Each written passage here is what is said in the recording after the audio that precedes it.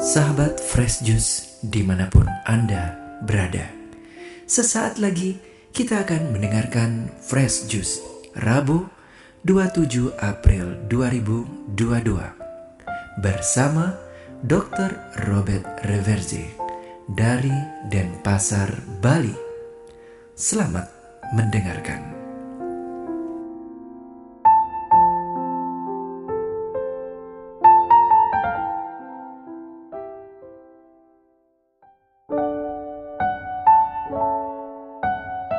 Dalam nama Bapa dan Putra dan Roh Kudus. Amin. Shalom, saudara dan saudariku terkasih dalam Kristus Tuhan. Paskah sudah lewat. Namun makna Paskah tetap ada hingga akhir zaman. Di akhir zaman itulah kita akan ada eksekusi hukuman terhadap semua yang tidak percaya akan kemurahan hati dan kerahiman Allah yang telah mengutus dan menganugerahkan kepada dunia Sang Terang. Tentang hal itu, Injil hari ini mulai sedikit membuka selubung misteri seputar penghakiman Allah, seperti yang tertulis dalam Injil Yohanes ini, bab 3 ayat 16 hingga 21. Dimuliakanlah Tuhan. Dalam percakapannya dengan Nikodemus, Yesus berkata, "Begitu besar kasih Allah akan dunia ini, sehingga Ia telah mengaruniakan anaknya yang tunggal, supaya setiap orang yang percaya kepadanya tidak binasa, melainkan beroleh hidup yang kekal." Sebab Allah mengutus anaknya ke dalam dunia bukan untuk menghakimi dunia, melainkan untuk menyelamatkannya.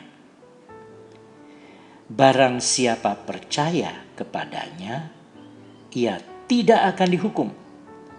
Tetapi barang siapa tidak percaya, ia telah berada di bawah hukuman. Sebab ia tidak percaya dalam nama Anak Tunggal Allah. Dan inilah hukuman itu. Terang telah datang ke dalam dunia, tetapi manusia lebih menyukai kegelapan daripada terang. Sebab perbuatan-perbuatan mereka jahat. Sebab barang siapa berbuat jahat, membenci terang dan tidak datang kepada terang itu, supaya perbuatan-perbuatannya yang jahat itu tidak tampak. Tetapi barang siapa melakukan yang benar, ia datang kepada terang, supaya menjadi nyata bahwa perbuatan-perbuatannya dilakukan dalam Allah. Demikianlah sabda Tuhan. Terpujilah Kristus. Saudara-saudari yang amat dikasihi Yesus, kadang-kadang agak sulit mengubah persepsi kita tentang sifat Allah yang utama.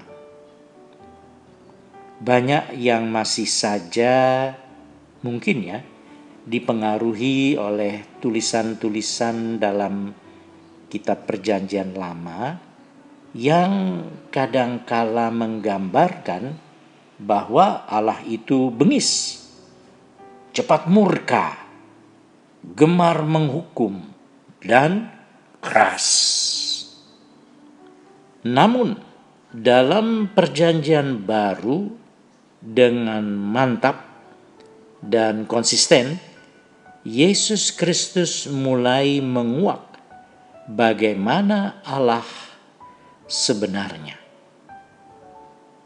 Penuh kasih, tidak murka dan bengis, serta senantiasa ingin mengampuni semua orang yang menyesal akan dosa-dosanya dan mau bertobat.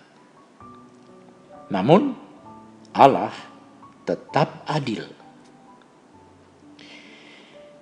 Kalimat berikut ini sering membuat kita bingung dan kurang mengerti, yakni ayat 18.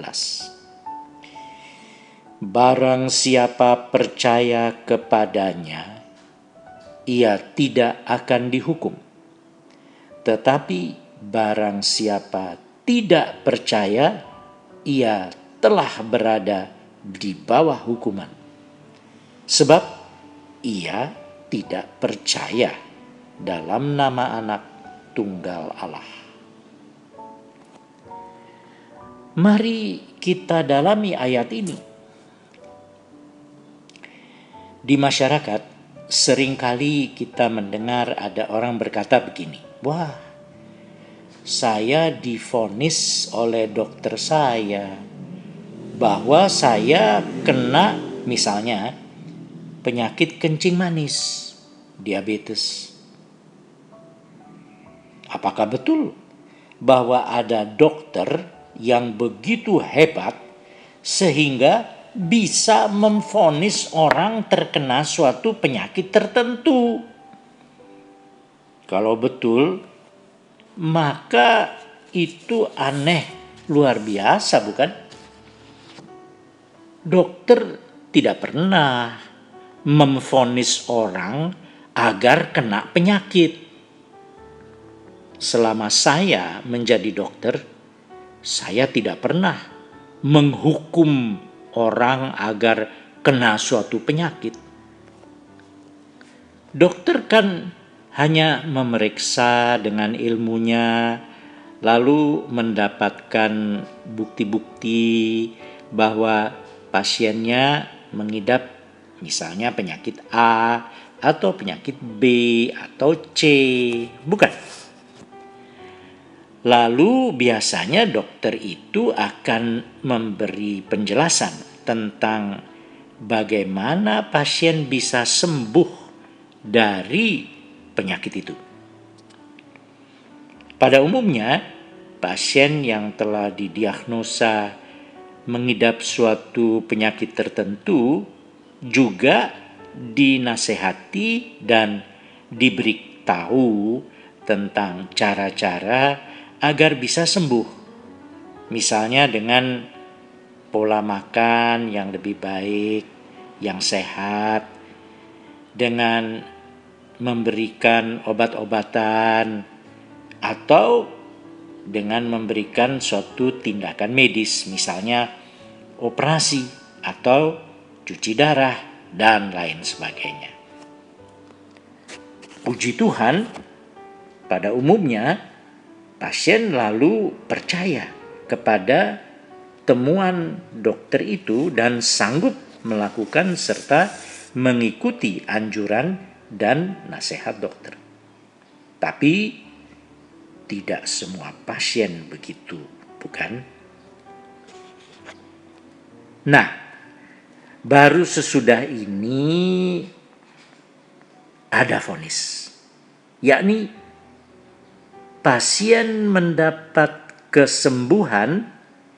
Ini mirip kira-kira dengan vonis bebas di ranah pengadilan, atau pasien menjadi lebih parah atau bahkan mati karena tidak percaya, tidak mau mengikuti anjuran dan pengobatan. Ini mirip dengan vonis hukuman penjara atau hukuman mati dalam ranah pengadilan. Jadi, saudaraku, inilah keadaan yang dimaksud dengan ayat tadi. Ia telah berada di bawah hukuman. Dan apa sebabnya ya ia berada di bawah hukuman? Ya, karena ia tidak percaya. Tidak percaya, itulah hukumannya. Dalam hal contoh kedokteran tadi, ada juga orang yang tidak percaya akan temuan dan diagnosis dari dokternya. Lalu pasien itu berikhtiar sendiri dengan cara-caranya sendiri, sebab ia menampik uluran tangan dan nasihat penyembuhan dari sang dokter itu. Saudara-saudariku sesama kekasih Tuhan, bukan dokter itu yang menjatuhkan vonis penyakit dan akibatnya. Pasien itu sendiri telah mengambil dan menerima risiko untuk mencari penyembuhan meskipun telah mendapat nasihat serta cara penyembuhan yang lebih tepat dari dokter. Ini yang membuat kita jadi lebih mengerti arti ayat 19 dari perikop ini. Dan inilah hukuman itu. Terang telah datang ke dalam dunia, tetapi manusia lebih menyukai kegelapan daripada terang. Kita manusia ada pilihan bebas. Kita bisa menampik terang dan kita bisa juga menerima terang itu agar supaya selamat. Mari kita mohon kepada Roh Kudus, kiranya diberikan kemauan agar memilih terang yang dari Allah, yakni Yesus Kristus, Juru Selamat. Amin. Dalam nama Bapa dan Putra dan Roh Kudus. Amin.